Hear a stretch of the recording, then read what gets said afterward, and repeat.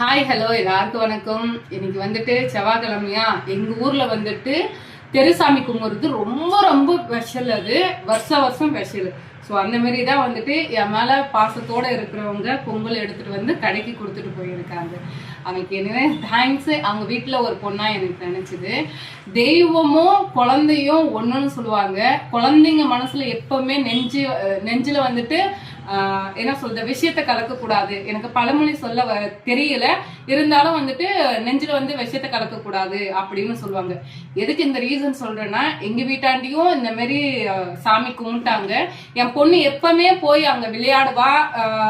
அது என்னமோ கை தட்டுறது, கும்மி தட்டுறதுக்கு. ஏன்னா வந்துட்டு என்னோட பொண்ணும் அவங்க கூட படிக்கிற இன்னொரு குழந்தையும் வந்துட்டு 2 பேருமே ஃப்ரெண்ட்ஸு. ஒரே ஏரியால இருக்காங்க, ஒரே ஸ்கூலுக்கு போறாங்க, ஒன்னாதான் பழகுறாங்க. வருஷம் அந்த குழந்தை கூப்பிடும். அங்க மனசுல வந்துட்டு அவங்களெல்லாம் எதுக்கு கூப்பிடுற அப்படின்ட்டு அவங்க பேரண்ட்ஸ் கூட இல்ல, அந்த குழந்தையோட பேரண்ட்ஸ் கூட இல்ல, இன்னொருத்தவங்க வந்துட்டு ஓகேவா, அவங்களுக்கு எங்களுக்கும் கொஞ்சம் பேச்சுவாக்கு இல்லை. பட் வந்து அவங்க குழந்தையோட மனசுல வந்துட்டு நெஞ்சியில வந்துட்டு அப்படி வாழ்க்கிறது ரொம்ப கஷ்டமா இருக்கு. எப்பவுமே குழந்தைங்களுக்கு வந்துட்டு எப்பவுமே பாசிட்டிவா சொல்லி கொடுங்க, புரியுதுங்களா? பெரியவங்களோட மனஸ்தாவும் பெரியவங்களோட போகட்டும். குழந்தை வந்து தெய்வத்துக்கு சமம். தெய்வத்தை எப்படி இது பண்றீங்களோ அந்த மாதிரி பண்ணுங்க.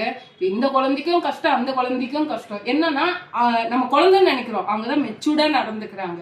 நான் வந்துட்டு உன்னை கூப்பிட முடியல சாரி தியா அப்படின்ற அளவுக்கு அந்த குழந்தை பெரிய மெச்சூர்டா இருக்கு. பரவாயில்ல நான் பாத்துக்கிறேன் விடு அப்படின்னு இந்த குழந்தையும் சொல்லட்டும். இது வந்துட்டு நான் மதியம் தான் நான் வீட்டுக்கு போனேன். அங்க விளையாட்டு கொஞ்சம் கேம்ஸ் எல்லாம் போயிட்டு இருந்துச்சு. ஏன்டா வருஷம் போவியா, நீ போலியா உங்க ஃப்ரெண்ட்ஸோட போலியான்னு கேட்க சொல்லும் போதுதான் என் பொண்ணு இதெல்லாம் சொன்னான். எனக்கு அது ரொம்ப கஷ்டமா இருக்கு.